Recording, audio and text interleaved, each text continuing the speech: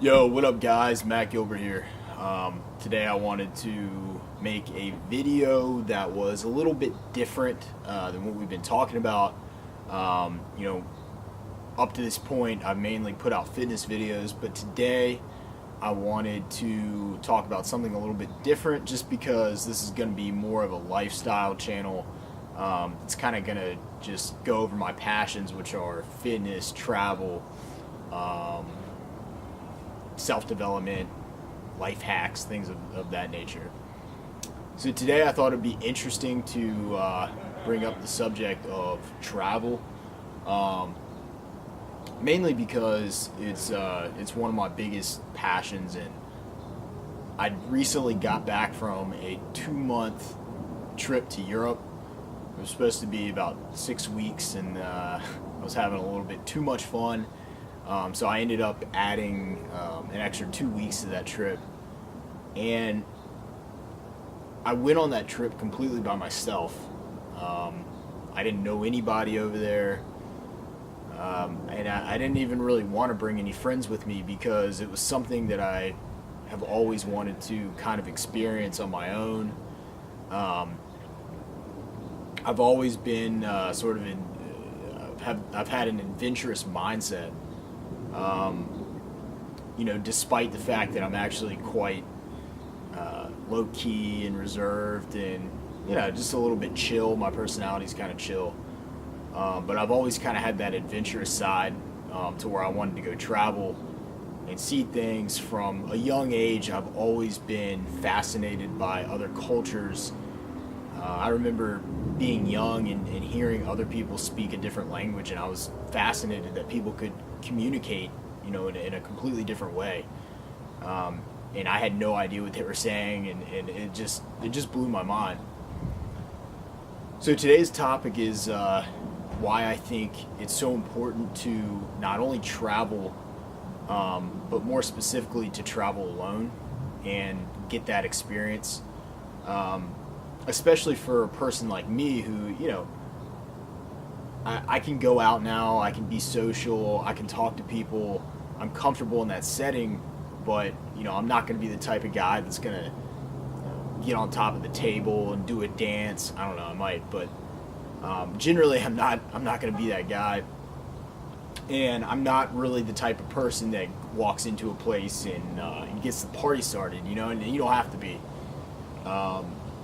But because of that, going alone, traveling alone, it really forces you to step outside of your original comfort zone.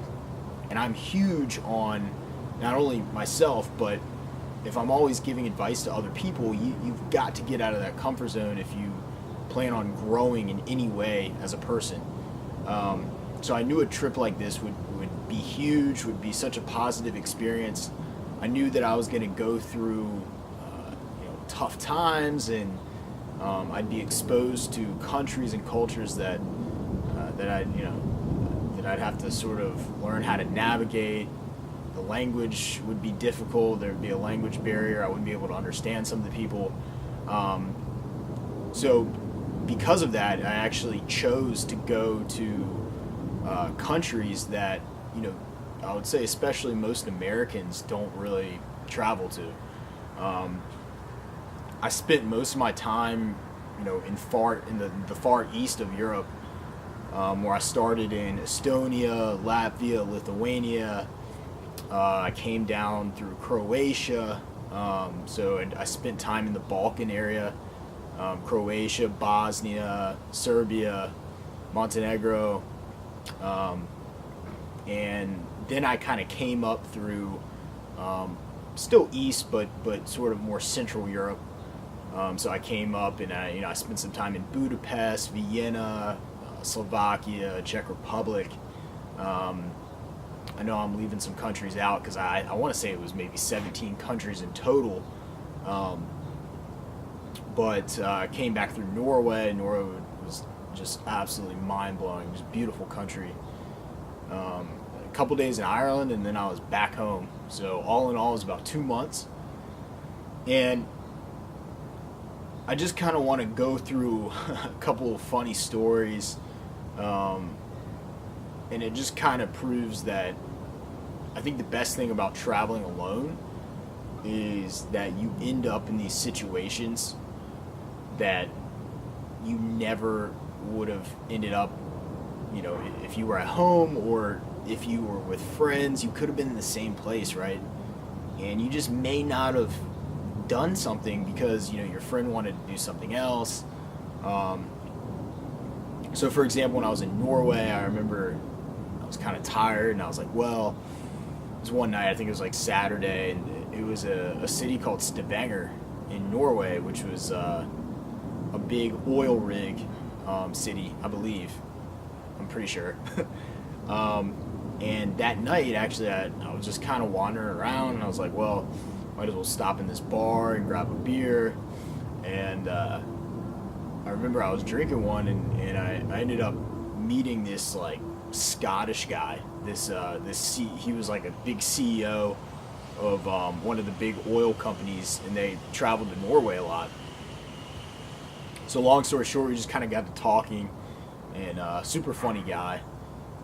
So we met up with this other like Norwegian guy who was also working with him, and we ended up just drinking. Like he was just getting me whiskey all night, like $300. He probably spent $300 on me.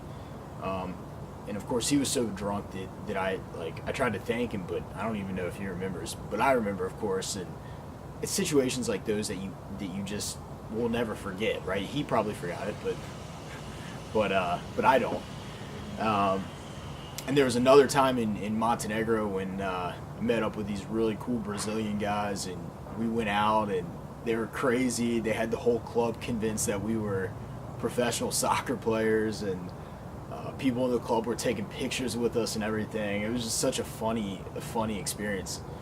And that's the greatest thing, right? Is that when you travel alone, you have two options, okay? You can either stay inside, right? So you get your hotel, you get the Airbnb, and you sit inside, which I'm pretty sure that the majority of people who travel don't do that. But the funny thing is, when you're sitting in there, sometimes you're tired and you're like, well, I don't know what to do. But you're not gonna sit inside. You've got this new country to see, and so you kind of force yourself to go out, to go explore, even though you might feel tired or you just don't really feel up to it. And then all of a sudden you realize that you made such a great decision, because you get to see these new places, you get to meet these people that you never would have met otherwise, and it's just crazy. And you kind of are in this mindset that just anything goes, right? Like that you just have such an open mind that anything could happen and you're fine with it, within reason, of course. But the interesting thing is that before I went on the trip, I had done so much work on myself personally that I don't feel like I came back from the trip a changed man or anything like that. But what I will say is that it made me more interesting. It opened my mind up to new cultures, to people. One of the biggest things was that I was always worried about how Europeans would perceive Americans being over in some of the countries that maybe they're not used to seeing that many Americans. But I honestly found everybody to be so welcoming and warm and great. And I think the main reason was that, it was me, right? And I'm not saying that to brag or anything. I'm more saying that I feel like I have the ability to immerse myself into the culture, respect the culture, to still maintain my authenticity of being myself, but also respecting the culture and accepting everyone and seeing people for who they are, and really just trying to get to know different groups of people. And it was such an amazing experience that I honestly can't really put it into words. If you've never gone on a trip alone, it may seem incredibly scary. And for me, it wasn't really scary before I went. And then I remember the day before, I was like, oh shit, here it is. Am I ready? Do I have the right things? And I do think I got pretty lucky because nothing really that negative happened over those 2 months. But at the same time, I just said, you know what? I'm just gonna go. Anything goes. I'm gonna have fun. I'm gonna meet people. I'm gonna do things that I've never done before. And I just came back with all these new experiences, new friends that I met all over the world. And that's the beauty of it, right? So if you've ever, worried about taking a trip like that,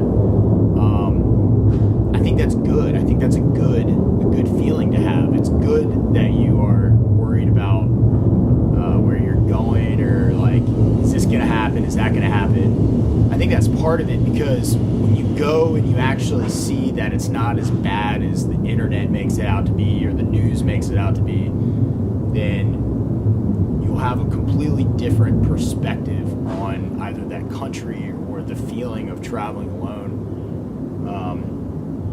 And it gives you the opportunity to connect with people if you want to. If you're kind of having a down day, if you're having an extremely introspective day and you just want to chill and have a day to yourself, then you can do that. You can literally do anything you want. That's another beauty of going by yourself, is you don't have to answer to friends, you don't have to answer to people.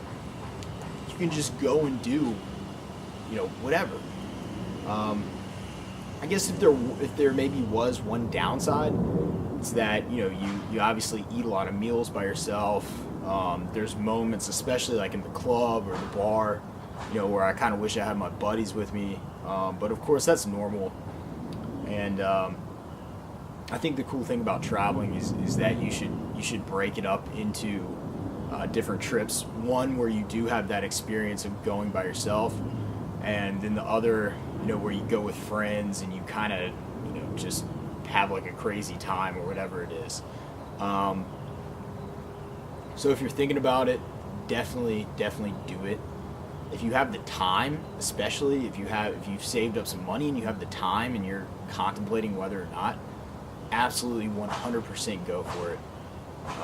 To me, I'd much rather spend my money on that than anything material. Because material things come and go, and experiences like that, you'll have in your heart and your mind forever. And thankfully I took some really good pictures. If I could do it all over again, I probably would have tried to vlog the trip. But I was kind of focused on just having a good time and experiencing the new territories as much as I could. So anyways, I love to answer questions about travel. I think I've been to 25 or 26 countries at this point in my life. So if you guys have any questions about travel, I'll be glad to answer them. I'm more of I like to sort of go down the path less traveled. I'm not really into guidebooks. I don't really, my appeal is more in the less traveled areas. That's why I chose countries that were a little different. And my least favorite countries or cities were actually like the capital cities that were just infested with tourists. Not saying that's a bad thing, it's just not really my thing. So anyways, I'll wrap it up there, but honestly, to go travel solo is probably one of the greatest things that I've ever experienced in my life. And I would recommend anybody to go do it. Doesn't matter how old you are, who you are, whether you're a guy or a girl, just go and experience it, and I promise you that you'll have the greatest time of your life. So anyways, make sure you like, comment, subscribe, do whatever you want, and catch you on the next one.